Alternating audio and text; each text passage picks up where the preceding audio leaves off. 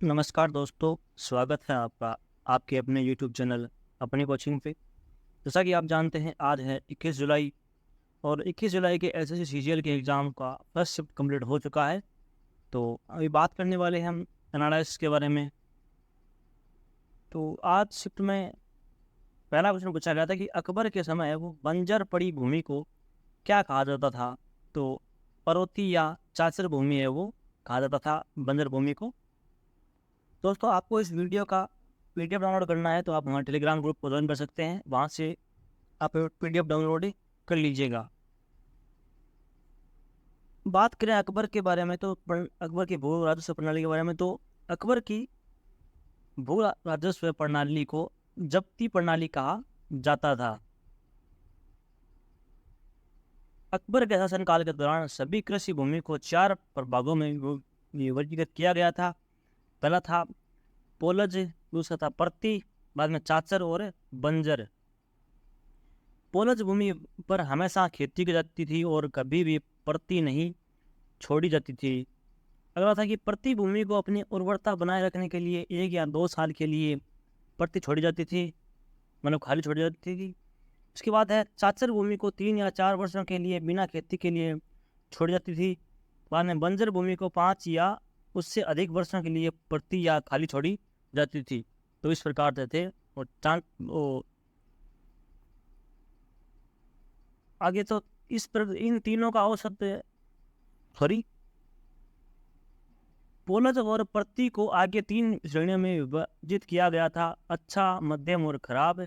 इन तीनों का औसतन जिसे महसूल कहा जाता था, प्रति बीघा एक सामान्य उपज के रूप में लिया गया था।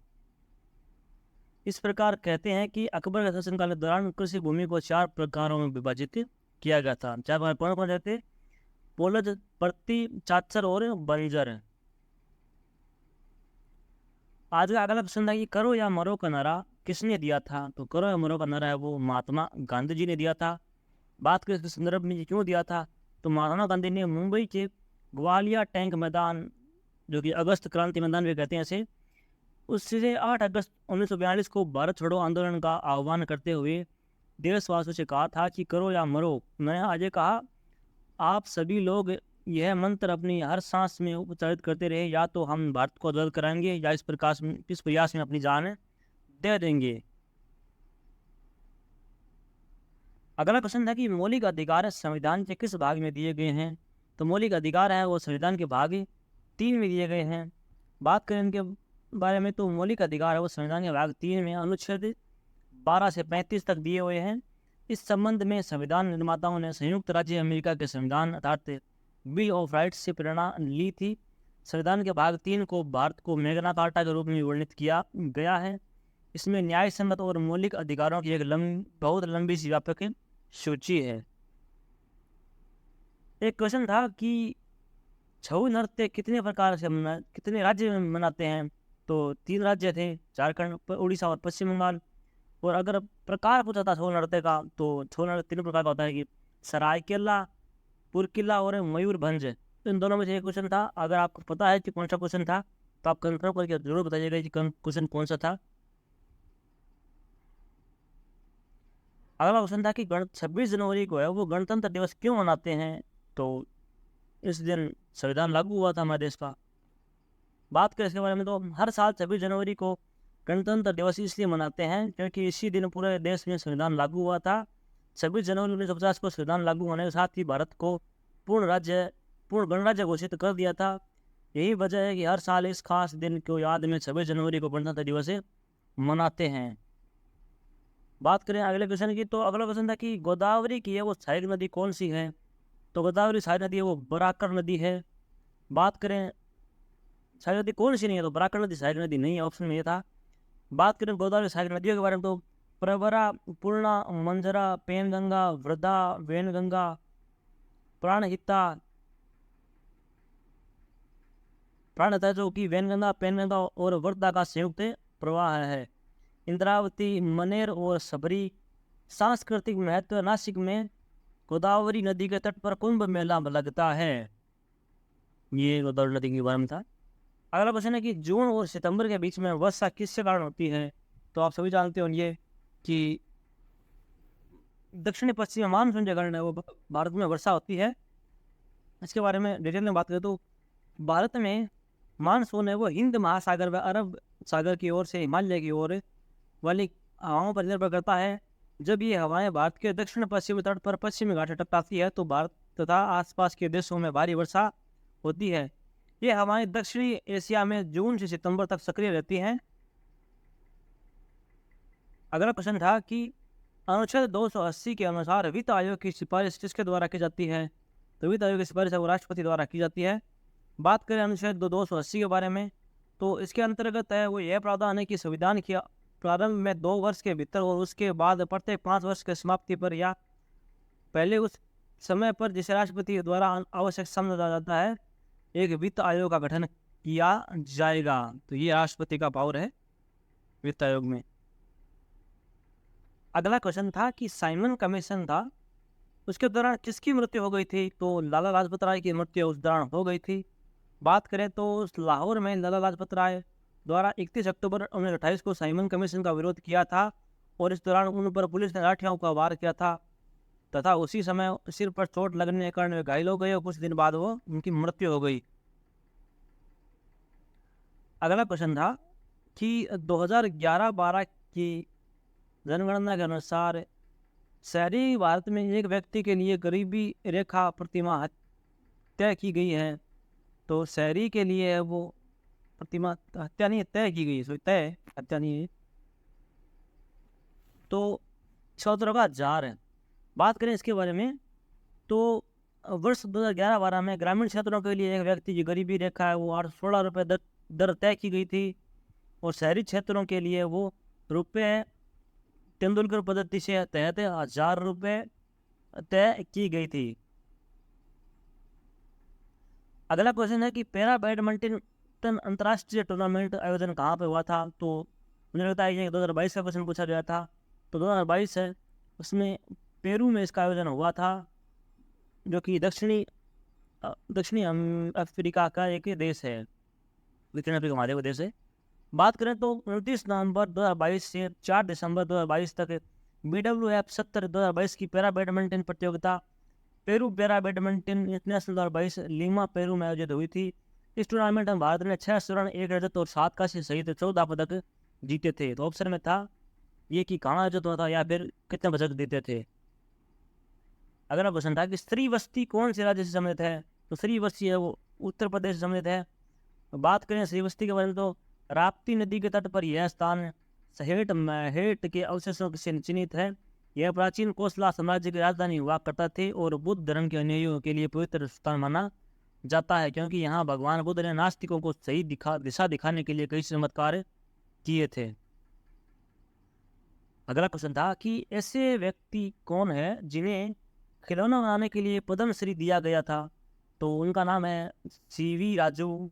बात करें इनके बारे में तो कृषक से शिल्पीकार बनने की से श्री राजू की उत्पत्ति तटीय आंध्र प्रदेश के विशाखापट्टनम जिले के एक पारंपरिक शिल्प गांव में एट्टिकोपट्टा में हुई थी। वह पिछले कुछ दशकों से खिलौना शिल्प और प्राकृतिक रंगों के उपयोग को बढ़ावा देने में लगे हुए हैं, इसलिए मोदी सरकार ने वो उन्हें पद्मश्री अवार्ड दिया है। अगला क्वेश्चन है कि उत्तर दक्षिणी गलियारा किसको जोड़ता है? तो जम्मू कश्मीर के श्रीनगर को है वो तमिलनाडु से कन्याकुमारी से जोड़ता है और इसकी लंबाई है 4,076 किलोमीटर।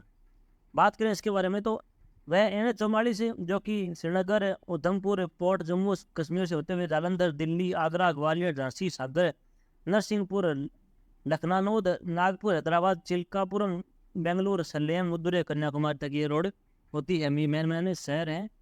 शाखा सड़क NH-544 है वो सलेम कोयम्बटूर पलक्कड़ कोची तक का एक गलियारा है। बात करें अगले क्वेश्चन की तो अगला क्वेश्चन था कि केमिस्ट्री का था कि अष्टक का नियम किस वर्ष लागू हुआ था? तो अष्टक का नियम वो 1865 में लागू हुआ था। ये किसने दिया? तो 1865 में एक अंग्रेज रसायन न्यूलैंड्स ने अष्टक का नियम प्रतिपादित किया था जिसके अनुसार यदि हम तत्व को उनके बढ़ते परमाणु भार में सजाए तो किसी तत्व से प्रारंभ करने पर ठीक आगे 8वें तत्व का गुण उससे तत्व में समान होगा। तो अष्टक का सिद्धांत ये था कि 8 के बाद है वो परमाणु भार है वो सेम होता है। पर वो न्यूलैंड केमिस्ट्री के अंदर न्यूलैंड से और मेंडलीफ है और बोर है, ये 3 ये वैज्ञानिक थे जिन्होंने अवध सारणी को सजाया था। किसी ने अवध के हिसाब से, किसी ने परमाणु त्रिज्या के हिसाब से, किसी ने परमाणु भार के हिसाब से, इस प्रकार से सजाया था। तो अष्टक का सिद्धांत है वो 8 के बाद में प्रत्येक का परमाणु भार है वो सेम आता है। ये सब सिद्धांत अष्टक ने इन्होंने न्यूलैंड्स ने दिया था, लेकिन ये सिद्धांत सही नहीं रहा था। स्टेट ड्राइव किस खेल से संबंधित है? तो स्टेट ड्राइव है वो क्रिकेट से संबंधित है। क्रिकेट में बोला जाता है कि स्टेट ड्राइव जो सामने खेलते हैं स्टेट ड्राइव बोलते हैं उसे। क्रिकेट से संबंधित अन्य शब्द के बारे में बात करते हो, sledging, ball out, free hit, doosra Ashes banana, boundary, bowling, caught, chinaman, cover drive, crease, duck, follow on, gardening, googly, gully, hattrick, helicopter shot, hit wicket, LBW, leg break, leg bye. जैसे भी ये आप पढ़ लीजिए, थोड़ा रुक के पढ़ लीजिएगा, ज़्यादा मैं आपका टाइम ख़राब नहीं करूँगा। तो ये जो भी आप स्क्रीन शॉट लेके पढ़ सकते हैं, स्क्रीन शॉट ले लीजिए उसका और आप आराम से पढ़ लीजिएगा। अगला क्वेश्चन था आज कि वेदांतम सत्यनारायण जो है शर्मा वो किस शास्त्रीय नृत्य शैली से संबंधित है? तो इनका संबंध है वो कुचिपुड़ी शास्त्रीय नृत्य है, जो कि भारतीय शास्त्रीय संगीत की 8 शैली है, उनमें से कुचिपुड़ी है, तो उनसे संबंधित वेदांतम सत्यनारायण शर्मा है। बात करें इनके बारे में तो वेदांतम सत्यनारायण शर्मा है, जिन्हें सत्यम के नाम से भी जाना जाता है। वे एक भारतीय शास्त्रीय नर्तक और नृत्य रचनाकार थे। उन्हें कुचिपुड़ी के शास्त्रीय नृत्य के रूप प्रमुख प्रतिपादक के रूप में माना जाता है। अगला क्वेश्चन था कि G20 इंफ्रास्ट्रक्चर वर्किंग ग्रुप की पहली बैठक कहाँ हुई थी? तो ये पहली बैठक है वो पुणे में हुई थी और 16 से 17 जनवरी के मध्य हुई थी। बात करें G20 शिखर सम्मेलन के बारे में तो 1999 में वित्त मंत्रियों द्वारा शुरू किए गए 20 के समूह है यानी G20 के पहली बार नवंबर 2008 में वाशिंगटन डीसी में वैश्विक वित्तीय संकट के चरम पर नेताओं के स्तर पर बैठकें हुई थी। तो G20 की पहली बैठक है वो वाशिंगटन में हुई थी 2008 में। अगला क्वेश्चन है पूछा गया था कि सोसाइटी है वो किसका शुभंकर है, कौन से खेल का शुभंकर है? तो ये है टोक्यो पैरा ओलंपिक जो कि हुए टोक्यो में हुए थे, उसमें 2020 में ये शुभंकर था टोक्यो पैरा ओलंपिक का सोसाइटी। अगला क्वेश्चन है कि भारतीय संविधान का अनुच्छेद 25 किससे संबंधित है? तो अनुच्छेद 25 है वो धर्म की स्वतंत्रता पर आधारित है। बात करें धर्म अनुच्छेद 25 की तो अनुच्छेद 25 में उल्लेख है धर्म की स्वतंत्रता का अधिकार है वो अनुच्छेद 25 से 28 के बीच में उल्लेख है। और भारतीय संविधान के अनुच्छेद 25 के अनुसार सभी व्यक्तियों को अंतःकरण की स्वतंत्रता, धर्म की अबाध रूप से मानने, आचरण, प्रकरण और प्रचार करने का समान अधिकार है सभी को। अगला क्वेश्चन था कि इनमें से कौन सी प्रमुख जायद फसल नहीं है? तो ऐसा क्वेश्चन था, जायद ऑप्शन तो हमें नहीं मिल पाए, लेकिन हम जायद फसलें प्रमुख है तो इनके बारे में बात कर लेते हैं। तो खीरा, कद्दू, करेला, तरबूज, ककड़ी, गन्ना, मूंगफली, दाल, ये सभी क्या जायद की फसलें हैं। तो बात करें जायद की फसलों, जायद की फसलें मुख्य सामान्य रूप से उत्तर भारत में मार्च अप्रैल में बोई जाती है। इस वर्ग की फसलों में तेज गर्मी और शुष्क हवाएं सहन करने की अच्छी क्षमता होती है। अगला क्वेश्चन था कि सिख धर्म में कौन सा ऐसा त्यौहार है जो हिंदू त्यौहार के जैसा होता है? तो दीपावली है वो सिख धर्म में भी मनाया जाता है और यह है हिंदू धर्म की समान ही त्यौहार है उनका। अगला क्वेश्चन है कि भारत की सबसे बड़ी मीठे पानी की झील कौन सी है? तो आप सभी जानते होंगे, ये तो क्वेश्चन बहुत ईजी था। तो वुलर झील है वो भारत की सबसे बड़ी मीठे पानी की झील है। बात करें ये कहाँ स्थित है? तो यह जम्मू और कश्मीर के बांदीपोर जिले में यह स्थित है। अगला क्वेश्चन पूछा गया था कि प्रसिद्ध संगीतकार पंडित किशन महाराज के संवाद किस यंत्र से साथ जुड़े थे, किस वाद्य यंत्र से साथ जुड़े थे? तो इनका वाद्य यंत्र था वो था तबला वादन। ये एक प्रसिद्ध क्या महान कह सकते हो आप, प्रसिद्ध महान संगीतकार थे किशन महाराज। बात करें इनके बारे में तो पंडित किशन महाराज एक भारतीय तबला वादक थे। उन्होंने शास्त्रीय संगीत के बनारस घराने से संबंधित थे, तो ये इनका संबंध है वो बनारस घराने से था। अगले क्वेश्चन की बात करें तो आवर्त सारणी में ग्रुप 5 का तत्व है, तो इसमें ऑप्शन था वैनेडियन। बात करें तो ग्रुप 5 की तो समूह है 5 तत्व आवर्त सारणी पीरियोडिक टेबल जो कि है रासायनिक केमिस्ट्री में। और क्या रासायनिक तत्वों का जो समूह है यह आवर्त सारणी के डी खंड में आता है। इस समूह में वेनेडियम, नियोबियम, टेंटेरियम और डब्रियम तत्व शामिल है। इनमें से पहले 3 प्रकृति में मिलने वाले उच्च ताप से धातु है, जबकि डब्रियम प्रयोगशाला में बनाया गया एक यंत्र में तत्व है। तो डब्रियम आपसे दोबारा पूछ सकते हैं। अगला क्वेश्चन था कि कलिंग का युद्ध है वो किन किन के मध्य लड़ा गया और कब हुआ। तो बात करें तो सम्राट अशोक और कलिंग के राजा पद्मनाभम के बीच में 286 ईस्वी पूर्व में यह लड़ा गया था। तो क्यों लड़ा गया, तो ये मौर्य साम्राज्य के प्रथम सम्राट और अशोक महान के दादा चंद्रगुप्त मौर्य राज्य विस्तार के समय कलिंग पर हमला किया था, लेकिन उन्हें सफलता नहीं मिली थी। इसी का बदला लेने के लिए सम्राट अशोक ने कलिंग पर वापस आक्रमण किया था। अगला क्वेश्चन था कि शुद्ध राष्ट्रीय उत्पाद क्या होता है। तो शुद्ध राष्ट्रीय उत्पाद वो उसके बराबर क्या पता है, शुद्ध राष्ट्रीय उत्पाद है उसके बराबर में क्या होता है, इक्वल टू क्या होता है, तो जीएनपी मूल्यह्रास इसका उत्तर होगा। दूसरे शब्दों में कहें तो एक निश्चित समय अवधि के दौरान जब एक देश या अन्य राज्य व्यवस्था में उत्पाद के कारणों द्वारा उत्पादित सभी अंतिम माल और सेवाओं के कुल बाजार मूल्य में मूल्यह्रास को घटना कहते हैं शुद्ध राष्ट्रीय उत्पाद।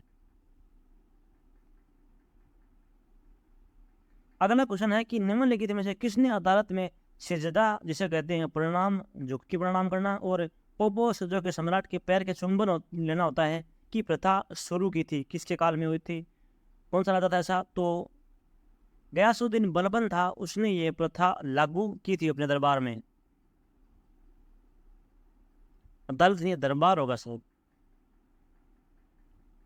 अगला क्वेश्चन है कि निम्नलिखित में से कौन सा जल निकाय अंडमान और निकोबार को अलग करता है।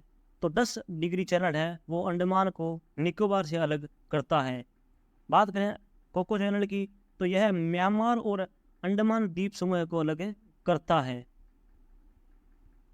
अगला क्वेश्चन है कि भारतीय संविधान में किस अनुच्छेद द्वारा सर्वोच्च न्यायालय द्वारा घोषित कानून सभी अदालतों पर बाध्यकारी है। तो इसका उत्तर होगा अनुच्छेद 141।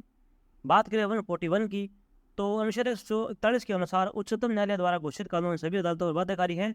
अनुच्छेद 141 कहता है कि सर्वोच्च न्यायालय द्वारा घोषित कानून भारत के क्षेत्र के भीतर सभी अदालतों पर बाध्यकारी होंगे। एक क्वेश्चन ऐसा कुछ पूछा गया कि नेपाल एसोसिएशन नेपाल के किस स्टेट में नहीं है। नेपाल एसोसिएशन में जो पूछा गया था क्वेश्चन, तो आपको ये क्वेश्चन पूरा मिल नहीं पाया। अगर आपको पता है क्वेश्चन का तो आप क्वेश्चन कमेंट बॉक्स में जरूर बताइएगा। एक क्वेश्चन था कि कृषि से संबंधित स्टेप डोर नीतियों का नाम क्या है। ये क्वेश्चन भी पूरा क्लियर नहीं हो पाया, तो फालतू में उत्तर देने से क्या मतलब। तो ये भी क्वेश्चन आप कंफर्म करके बताइए कि क्या क्वेश्चन था। एक क्वेश्चन था कि मौलिक अधिकार है वो कौन से भाग में स्थित है। तो मौलिक अधिकार है वो संविधान के भाग 3 में स्थित है। बात करें इनके बारे में तो भारतीय संविधान में मौलिक अधिकार या फंडामेंटल राइट को संयुक्त राज्य अमेरिका के बिल ऑफ राइट से प्रेरित होकर यह जोड़ा गया। ये अधिकार भारतीय संविधान के भाग 3 में निहित है। संविधान के अनुच्छेद 12 से 35 यानी आर्टिकल 12 से 35 मौलिक अधिकारों से संबंधित हैं। पहले एक संपत्ति का अधिकार था, मौलिक अधिकार था, लेकिन संविधान संशोधन 42वां संशोधन था 1976 में, उसके द्वारा उसे हटाकर यह कानूनी अधिकार बना दिया गया था और अनुच्छेद 300 में जोड़ दिया गया था। चालकोजंस आवर्त सारणी के कौन से समूह से संबंधित है। तो चालकोजंस है वो आवर्त सारणी में है वो समूह है 16 से संबंधित है। बात करें इसके बारे में तो आधुनिक आवर्त सारणी के समूह 16 तत्वों में 5 तत्व है, ऑक्सीजन, सल्फर, सेलेनियम, टेल्यूरियम और पोलोनियम शामिल है। इस समूह के तत्वों को चाकोजन या अयस्क बनाने वाले तत्व भी कहते हैं, क्योंकि कई तत्वों को सल्फाइड या ऑक्साइड अयस्कों से निकाला जा सकता है। अगला क्वेश्चन पूछा गया था कि जावेरी बहनों का संबंध किस नृत्य से है। तो जावेरी बहनों का संबंध है वो भारत के शास्त्रीय नृत्य हैं 8 है, उनमें से एक नृत्य है मणिपुरी नृत्य है, उनसे संबंधित है ये बहनें। बात करें इनके बारे में तो जावेरी बहनें अर्थात नयना और स्वर्णा रंजना का संबंध है वो मणिपुरी शास्त्रीय नृत्य से हैं। ये बहनें मणिपुरी नृत्य की प्रख्यात नृत्यांगना है। जावेरी बहनों के गुरु विपिन सिंह है। तो आपसे ये भी पूछ सकते हैं कि जावेरी बहनों के गुरु का नाम क्या है। तो उनके गुरु है वो गुरु विपिन सिंह। ये क्वेश्चन पहले भी पूछा गया है जावेरी बहनों वाला। अगला क्वेश्चन है कि पंथी लोक नृत्य किस राज्य से संबंधित है? तो इसका जो जिससे गुरु घासीदास का संबंध है तो वो है छत्तीसगढ़ नृत्य से संबंधित है, छत्तीसगढ़ से संबंधित है पंथ नृत्य। बात करें गुरु घासीदास के बारे में तो गुरु घासीदास जी ने विशेष रूप से छत्तीसगढ़ राज्य के लोगों के लिए सतनाम का प्रचार किया था। उसके बाद उनकी शिक्षाओं को उनके पुत्र बालकदास ने लोगों तक पहुंचाया। गुरु घासीदास ने छत्तीसगढ़ के सतनाम संप्रदाय की स्थापना की थी, इसलिए उन्हें सतनाम पंथ का संस्थापक भी माना जाता है। गुरु घासीदास के सप्त सिद्धांत में 7 वचन सतनाम पंथ के सप्त सिद्धांत के रूप में प्रतिष्ठित है, जिसमें सतनाम पर विश्वास, मूर्ति पूजा का निषेध, वर्ण भेद से परे, हिंसा का विरोध, व्यसन से मुक्ति, पर स्त्री गमन की वर्जना और दोपहर में खेत में जोतना है। बात करें अगले क्वेश्चन की तो एक क्वेश्चन पूछा गया था कि प्रधानमंत्री जन धन योजना को 2022 तक कितने वर्ष से पूरे कर लिए हैं? तो इसने है वो 8 वर्ष पूरे कर लिए हैं। बात करें जन धन योजना के बारे में तो प्रधानमंत्री जन धन योजना के तहत खाता खुलवाने के लिए किसी न्यूनतम जमा यानी मिनिमम डिपॉजिट की राशि ज़रूरत नहीं होती। मतलब यह है कि आप बिना कोई पैसा जमा किए यह खाता खुलवा सकते हैं, यानी जीरो बैलेंस पे। अगर चलकर भी कोई शून्य न्यूनतम शेष रखना अनिवार्य नहीं होता, खाते में बैलेंस न रखने पर भी कोई पेनल्टी नहीं लगती है। वैसे बिना जन धन योजना की है वो खाते कोई से भी खाते हो उनमें पेनल्टी लगती है, लेकिन जन धन योजना के तहत जो खाता खुलाया गया है उसमें एक 0 रुपये बैलेंस भी होगा तो आपसे पेनल्टी नहीं लगेगी। नहीं तो बैंक में ऐसा होता है कि आपके 1000 रुपये मिनिमम बैलेंस होना चाहिए, 2000 रुपये बैलेंस होना चाहिए, ये तो पेनल्टी लगती है, लेकिन जन धन योजना के तहत ऐसा नहीं है। अगला क्वेश्चन है कि मुस्लिम त्यौहार रोज़ा होता है वो किस महीने में आता है? तो रोज़ा है वो रमज़ान के महीने में आता है। बात करें इसके बारे में तो रमज़ान का महीना है वो कभी 29 दिन का होता है तो कभी 30 दिन का होता है। इस महीने में मुस्लिम समुदाय के लोग उपवास रखते हैं। उपवास को अरबी में सौम कहते हैं, इसलिए इस मास को अरबी में माह ए सियाम भी कहते हैं। फारसी में उपवास को रोज़ा कहते हैं। अगला क्वेश्चन है कि अंडर 17 महिला वर्ल्ड कप या विश्व कप 2022 कब से कब तक चला था? तो 11 अक्टूबर 2022 से 30 अक्टूबर 2022 तक ये चला था। बात करें इसके बारे में तो फीफा अंडर 17 महिला विश्व कप स्पेन और कोलंबिया के बीच पार्टिल स्पोर्ट्स स्टेडियम में खेला गया था। गत चैंपियन स्पेन ने पहली बार फाइनलिस्ट कोलंबिया के खिलाफ अंडर 17 महिला विश्व कप जीता। तो इसके विजेता और किन के बीच में खेला गया ये और कहाँ खेला गया ये बीच में शामिल है। एक क्वेश्चन था कि राज्य दे दिए गए थे, विभिन्न राज्य दे दिए गए थे, उनका लिंगानुपात दिया हुआ था तो इनसे मिलान करना था। तो लिंगानुपात का मैंने 2011 की जनगणना का पढ़ाया हुआ है। अगर आपको वो वीडियो देखना है लिंगानुपात का जनगणना का तो आप मैं वीडियो के डिस्क्रिप्शन में डाल दूंगा, वो आप वहाँ से देख लीजिएगा। वो वीडियो आपके लिए काफ़ी महत्वपूर्ण होगा। और इसमें जो जिले राज्य दिए हुए थे वो मुझे कन्फर्म नहीं है कौन से राज्य दिए गए थे, लेकिन इतना था ये कन्फर्म है कि राज्य दिए हुए थे और लिंगानुपात से मिलान करना था। कुछ बेसिक से लिंगानुपात है जो कि परीक्षा में इम्पोर्टेंट है तो उनसे बात कर लेते हैं। भारत में जनसंख्या का लिंगानुपात कितना है? तो भारत में लिंगानुपात है वो 940 है। भारत में सबसे कम लिंगानुपात वाला केंद्र शासित प्रदेश कौन सा है? तो वो है दमन और दीव, इसका है 618। सबसे ज़्यादा लिंगानुपात वाला केंद्र शासित प्रदेश है उसको पांडिचेरी 1038। राज्य लिंगानुपात कम वाला तो वो है जम्मू कश्मीर 883। और सबसे ज़्यादा लिंगानुपात की बात करें तो वो है केरल 1084। और सबसे कम लिंगानुपात वाला जिला की बात करें तो महेंद्रगढ़ है 775 जो कि हरियाणा का जिला है। अगला क्वेश्चन है कि दिसंबर 2021 में किसने BWF फाइनल खेला था? तो किदाम्बी श्रीकांत ने है वो BWF 2021 का फाइनल खेला था भारत की ओर से। बात करें तो किदाम्बी लक्ष्य सेन ने 18 दिसंबर 2021 को स्पेन में वालोआ में BWF विश्व चैंपियनशिप में कांस्य पदक जीता है। किदाम्बी श्रीकांत लक्ष्य सेन को हराकर और कम से कम 1 रजत पदक का आश्वासन देने के बाद विश्व चैंपियनशिप फाइनल में पहुंचने वाले पहले भारतीय बन गए हैं किदाम्बी श्रीकांत।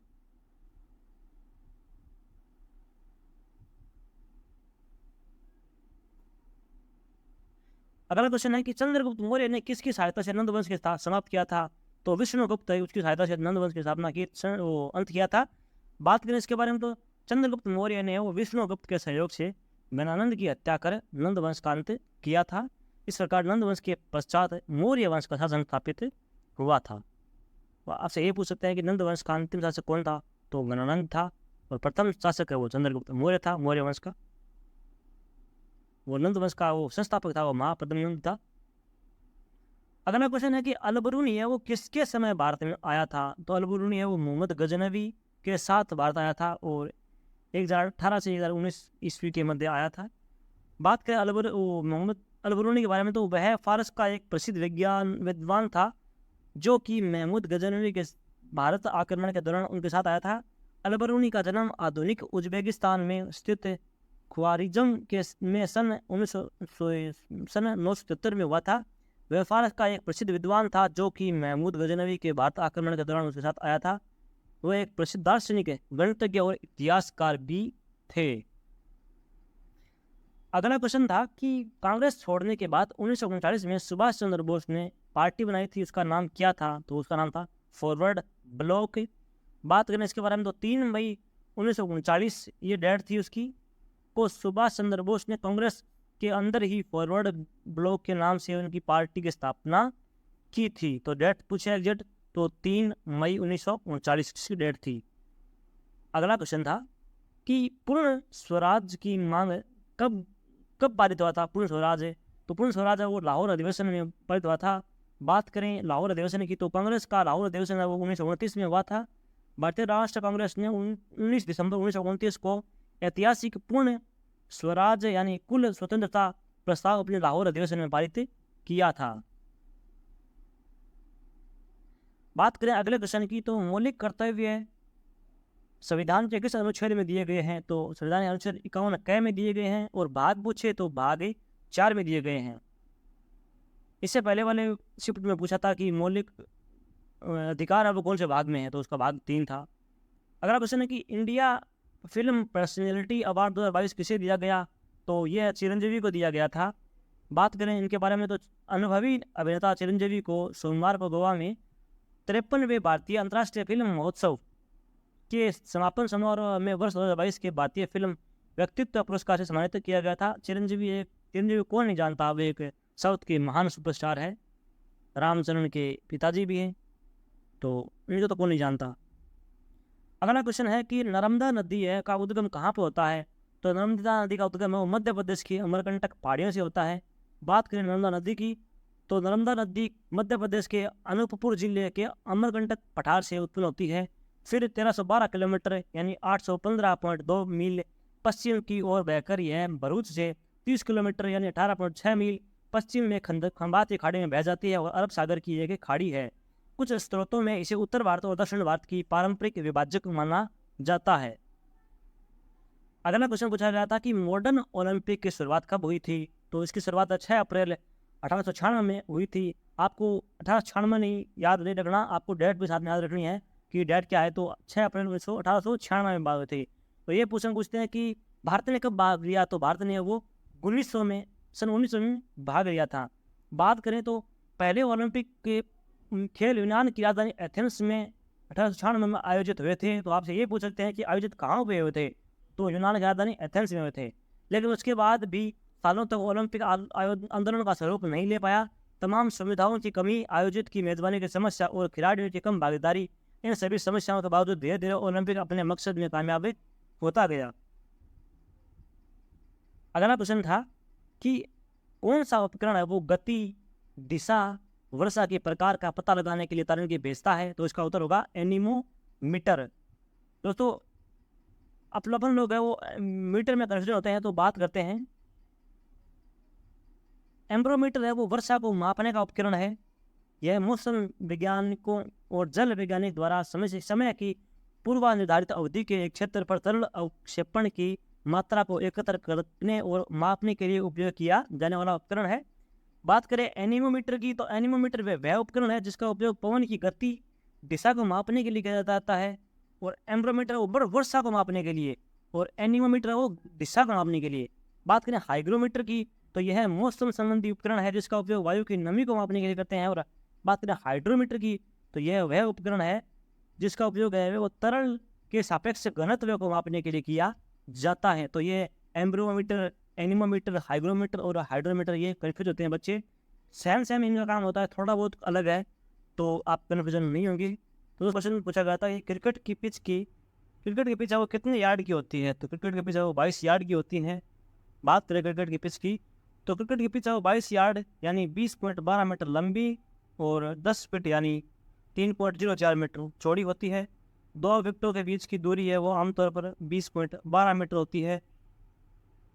विकेटों की ऊंचाई आमतौर पर जमीन से 71.1 सेंटीमीटर ऊपर होती है। एक क्वेश्चन था कि नाट्य नृत्य किस राज्य से संबंधित है? तो नाट्य नृत्य है वो हिमाचल प्रदेश से संबंधित है।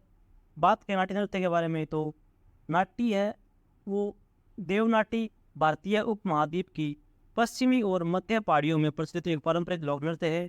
यह मुख्य रूप से हिमाचल प्रदेश और उत्तराखंड के गढ़वाल क्षेत्र का मूल निवास है। नाट्य हिमाचल प्रदेश का सबसे प्रसिद्ध नृत्य है।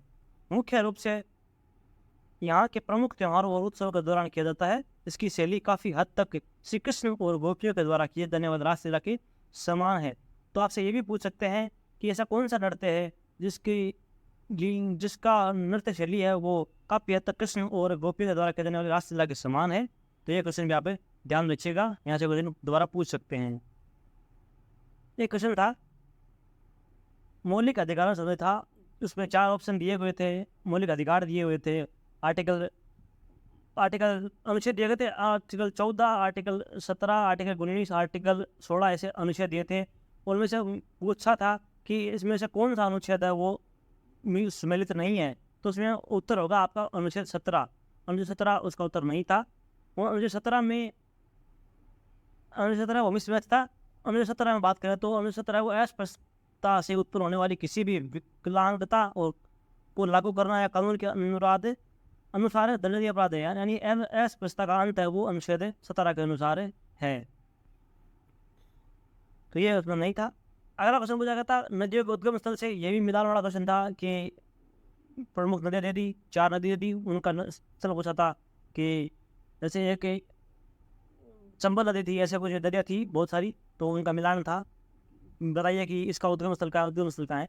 तो नदियों के बारे में बात करें, यहाँ से क्वेश्चन बहुत बनते हैं, तो बात कर लेते हैं कि कुछ नदियों के उद्गम स्थल जो मोस्ट वर्ड पूछी जाती है नदियाँ, वही उन्हीं से क्वेश्चन है, ये बाकी फालतू नहीं है।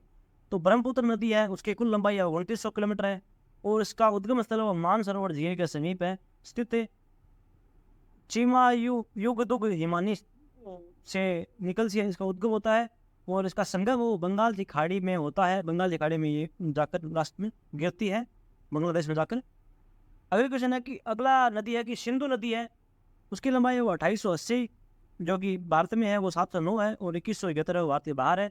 इसका उद्गम स्थल है वो मानसरोवर झील के समीप स्थित सानुक ख्वाब हिमनद से इसका उद्गम होता है और यह अरब सागर में जाकर गिरती है।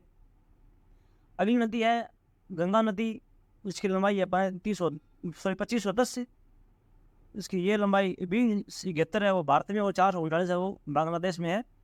बात करें तो इसका उद्गम स्थल भागीरथी और अलकनंदा संगम स्थल है, देवप्रयाग से इसका होता है उद्गम स्थल, तो ये बंगाल की खाड़ी में जाकर गिरती है सिंधु वो क्या ब्रह्मपुत्र नदी साथ में मिलकर।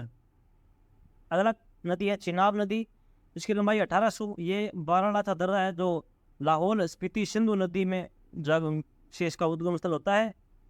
अगली नदी है गोदावरी, इसकी लंबाई है 1465 जो महाराष्ट्र के नासिक के दक्षिण बंगाल की खाड़ी नासिक महाराष्ट्र इसका उद्गम होता है और दक्षिण बंगाल की खाड़ी पश्चिम में 72 किलोमीटर दूर स्थित गांव की एक पहाड़ी से होता है।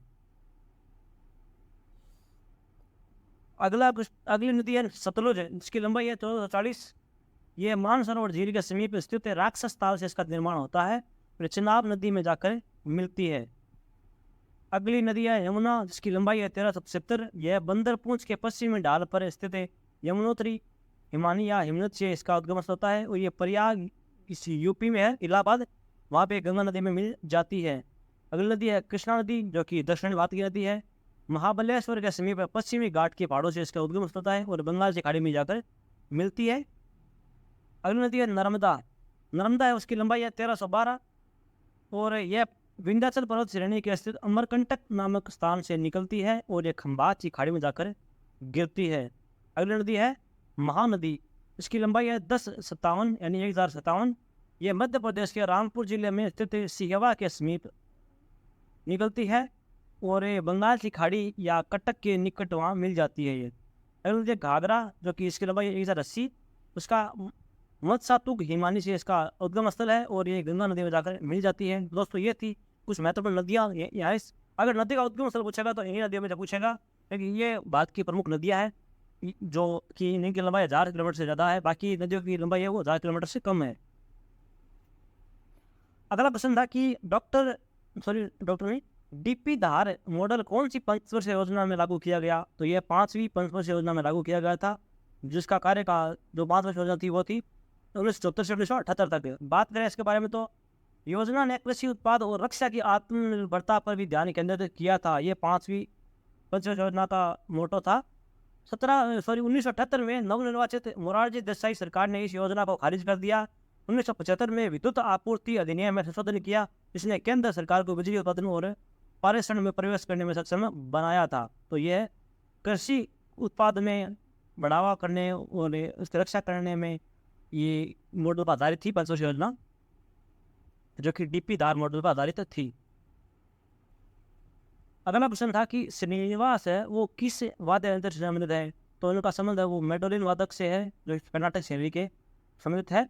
और ये क्वेश्चन दोस्तों 19 जुलाई के पेपर में पूछा गया था, आज फिर पूछ लिया गया है। बात करने के बारे में तो मेडोलिन श्रीनिवास के नाम से प्रसिद्ध है। श्रीनिवास दक्षिण भारतीय कर्नाटक शैली के एक प्रसिद्ध मेडोलिन वादक हैं। उनका लंबे वक्त से यकृत की बीमारी का इलाज चल रहा था। श्रीनिवास इलेक्ट्रॉनिक मेडोलियन बजाया करते थे। अगला प्रश्न है कि दशराज युद्ध का उल्लेख किस वेद में किया गया? तो इसका उल्लेख है वो ऋग्वेद में मिलता है। बात करें इसके बारे में तो दशराज युद्ध या 10 राजाओं का युद्ध या 10 राजन युद्ध एक युद्ध था, जिसका उल्लेख है वो ऋग्वेद के 7वें मंडल में इसका उल्लेख मिलता है। एक क्वेश्चन था कबड्डी में कौन सी लाइन होती है? कबड्डी की लाइन से कुछ पूछा गया था, तो मुझे लगता है एक उत्तर था इसका कि कबड्डी की लाइन को सीमा रेखा या अंतिम लाइन कहते हैं। बात करें इसके बारे में तो कबड्डी मैट पर 4 आउटर लाइन बने होते हैं, जैसे सीमा रेखा या आउटर लाइन या अंतिम रेखा कहते हैं। नियम के मुताबिक पूरा खेल सीमा रेखा के अंदर खेला जाना चाहिए। आयताकार कोर्ट में एक रेखा खींचकर 2 भागों में बांटा जाता है, जो मैट की सीमा रेखा के समांतर खींची जाती है। प्रत्येक हाफ में मध्य रेखा के समांतर 2 और रेखाएं खींची जाती है। अगला क्वेश्चन था कि बिरजू महाराज ने 2016 में किस मूवी में कोरियोग्राफी की थी? तो ये क्वेश्चन SSC में पूछा गया था और इसका उत्तर होगा कि बाजीराव मस्तानी का मुहे रंग दो लाल गाने की कोरियोग्राफी है वो बिरजू महाराज ने की थी। और इन्होंने बहुत सी गानों में कोरियोग्राफी की है, बहुत से बॉलीवुड गानों में। जैसे एक फेमस सॉन्ग एक और है, शाहरुख खान की मूवी थी आई थी देवदास 2002 में, उसका गाना था कि काहे छेड़ मोहे। इन्होंने माधुरी दीक्षित को ये गाना सिखाया, कोरियोग्राफी की थी, उन्होंने इस गाने पे डांस किया था। दोस्तों ये 2 क्वेश्चन है, ये मोहे रंग दो लाल और ये काहे छेड़ मोहे, ये 2 क्वेश्चन है वो पंडित बिरजू महाराज से पूछी जाएंगी। कोरियोग्राफी तो इसी दिन 2 में से पूछ जाएंगे, आप इनको जोड़ पड़ जाइएगा। बात करें बिरजू महाराज के बारे में तो बिरजू महाराज है वो पूर्ण रूप से ब्रजमोहन नाथ मिश्र महाराज है, जिनका जीवन काल है वो 1938 से 2022 तक रहा था और उनका जन्म दिल्ली में हुआ था। वो भारतीय नर्तक कथक विद्या के उस्ताद और कालका विदादीन घराने के एक प्रमुख प्रतिपादक, लखनऊ के संगीतकार को एक विशिष्ट संगीत शैली खजा करना। तो ये लखनऊ घराने से संबंधित कथक से संबंधित थे। एक क्वेश्चन पूछा गया था कि 2023 में 25 जनवरी को मतदाता दिवस का कौन सा संस्करण मनाया गया? तो इसका 13वां राष्ट्रीय मतदाता दिवस मनाया गया था 2023 में। एक क्वेश्चन और था कि इन दोनों क्वेश्चन में कन्फ्यूज है कि कौन सा क्वेश्चन पूछा गया था। एक स्टूडेंट ने बताया कि 13 पूछा गया, एक ने बताया 15 पूछा गया। तो आपको अगर पता है कि कौन सा क्वेश्चन पूछा गया था तो आप कमेंट बॉक्स में बताइएगा जरूर कि कौन सा क्वेश्चन पूछा गया था। अगर कोई क्वेश्चन आपको आते हैं और इस हमने एनालाइज नहीं करवाया है तो आप कमेंट बॉक्स में जरूर बताइएगा कौन सा क्वेश्चन छूट गया है, ताकि वो हम PDF में अपलोड कर सके, आपको कोई वो वापस से बेनिफिट मिलेगा। तो बात करें 15वें वित्त आयोग के अध्यक्ष कौन थे, तो नंद किशोर सिंह है, तो वो वित्त आयोग के अध्यक्ष हैं अभी फिलहाल में, 15वां वित्त आयोग चल रहा है अभी। बात करें 13वें वित्त आयोग के अध्यक्ष की, तो वो थे विजय एल केलकर। और वित्त आयोग का कार्यकाल पूछे तो 5 वर्ष का कार्यकाल होता है। और इसके बारे में और जाने तो वित्त आयोग केंद्र और राज्यों के बीच वित्तीय संबंधों को परिभाषित करता है। यह 5 वर्षों के लिए भारतीय संविधान के अनुच्छेद 280 के तहत भारत के राष्ट्रपति द्वारा स्थापित किया जाता है। तो इसका उल्लेख है वो अनुच्छेद 280 में मिलता है। और ये इसका गठन है वो राष्ट्रपति करता है। कार्यकाल 5 वर्ष होता है। और वर्तमान है वो नंद किशोर सिंह आयोग के अध्यक्ष हैं। एक क्वेश्चन पूछा गया था कि 2011 की जनगणना के अनुसार किसानों का अनुपात क्या था, तो उसके बारे में बात करें तो इसके अनुसार कुल कार्यबल 47.41 करोड़ अनुमानित है, जिसमें से 33.69 करोड़ ग्रामीण श्रमिक और 13.72 करोड़ है वो शहरी श्रमिक थे। हालांकि कृषि क्षेत्र यानी किसान और खेतिहर मजदूर सहित में संलग्न कार्यबल की हिस्सेदारी 2001 में 58.2% से घटकर 2011 में 54.6% रह गई है। तो 2001 में था आंकड़ा 58.2 और 2011 में है वो 54.6। तो लोगों ने कृषि करनी बंद कर दी है और आगे जो आंकड़ा आएगा उसमें और भी कम होगा। तो दोस्तों ये इतने ही क्वेश्चन हमें मिल पाए थे। सॉरी, ये क्वेश्चन और भूल गया। ये पूछा गया था कि नागालैंड के नृत्य से संबंधित पूछा गया था कि इनमें से कौन सा नृत्य है वो नागालैंड से संबंधित है। तो नागालैंड के प्रमुख नृत्य के बारे में बात करें तो नागालैंड के प्रमुख लोक नृत्य में मोदस, बांस नृत्य, अग्री सुकुला, तितली नृत्य, अलयूतु, सदर के कई, चंगाई नृत्य, कुकी नृत्य, लेसालतू, खम्मा, लीम, मयूर नृत्य, मोयनासो, रेगमा, सेट्सा और पुपुई कोचो, सकराई और मोयासाई युद्ध नृत्य और जेलियांग नृत्य। तो मुझे लगता है जेलियांग नृत्य ऑप्शन में था, बच्चे ने ऐसे ही बताया था। तो ये थे नागालैंड के प्रमुख नृत्य। वैसे इतने नृत्य याद करने की जरूरत नहीं है, ये तो इतने कुछ महत्वपूर्ण नहीं है इतने कुछ, लेकिन फिर भी याद कर लीजिएगा, स्क्रीनशॉट ले लीजिएगा इसका। और आपको अगर इसका वीडियो का PDF चाहिए तो आप टेलीग्राम ग्रुप से ज्वाइन कर सकते हैं, जिसका लिंक है वो वीडियो के डिस्क्रिप्शन बॉक्स में मिल जाएगा। दोस्तों ये आज का हमारे चार्ट का एनालिसिस था।